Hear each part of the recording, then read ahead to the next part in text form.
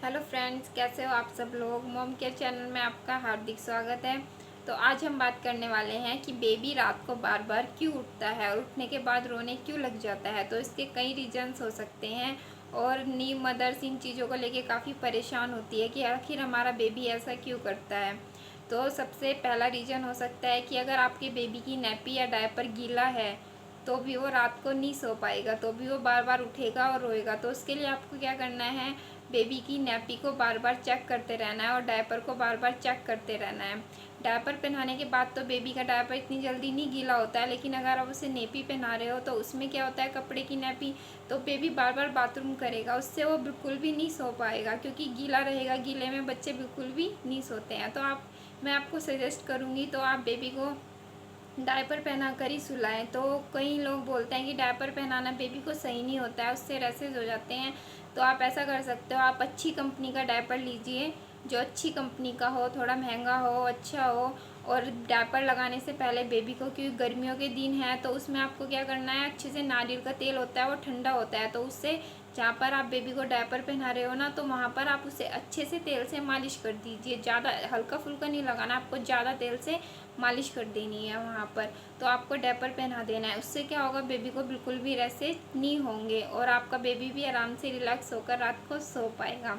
और second number पे आता है कि अगर बेबी बार बार रो रहा है तो उसका एक और रीज़न हो सकता है कि बेबी का शायद पेट ना भरा हो, क्योंकि कई बार बेबी ऐसे होते हैं ना कि जो एकदम से पेट भरकर दूध नहीं पीते हैं, थोड़ा थोड़ा दूध करके पीते हैं। तो वो बेबी क्या होते हैं, रात भर जागते हैं, मतलब उन्हें भूख लगती है, बार बार भूख लगती है, तो इस वजह से दूध पीने के लिए भी वो बार बार उठते हैं और जागते हैं। तो आपको क्या करना है, आप अपने कोशिश कीजिए कि अपनी बेबी को ये आदत दीजिए कि आप उसे पेट भरकर अच्छे से एक बारी दूध पिलाएं, ताकि वो आराम से रिलैक्स होकर सो जाए, बार बार उठे ना, बार बार परेशान ना करे।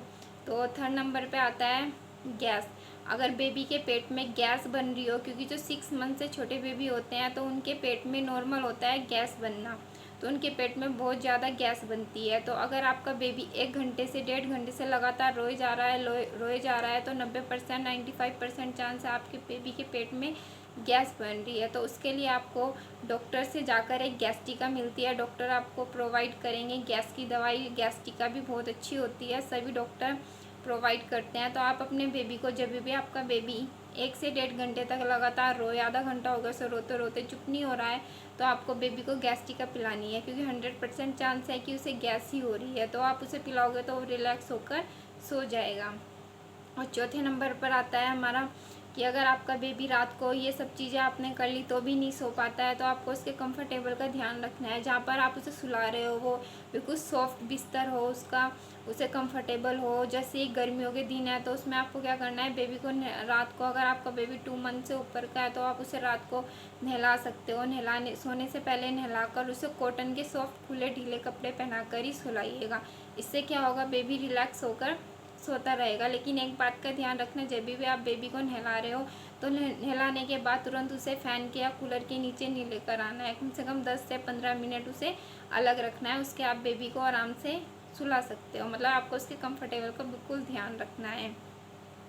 तो नेक्स्ट हमारा आता है कि अगर आपने ये सारी चीज़ें भी कर ली तभी भी आपका बेबी रो रहा है, तो उसका एक और रीज़न हो सकता है, ये होता है कुदरती रीज़न। क्योंकि जब आप बेबी हमारे पेट में होता है ना, तो आपने कई बार खुद भी फील किया होगा कि जैसे ही बेबी हमारे पेट में, आप दिन भर काम करते हो, काम करते रहते हो, चलते फिरते रहते हो, एक्टिविटी करते रहते हो, तो बेबी की आपको इतनी हलचल महसूस नहीं होती है। लेकिन जब आप लेट जाते हो बिस्तर में या आप रात को सोने जाते हो तो भी आपको बेबी की हलचल महसूस होगी। कभी बेबी इधर किक मारेगा, कभी उधर किक मारेगा। हर मॉम, नई मदर्स को, मतलब आप सब फील करते हो इन सब बातों का।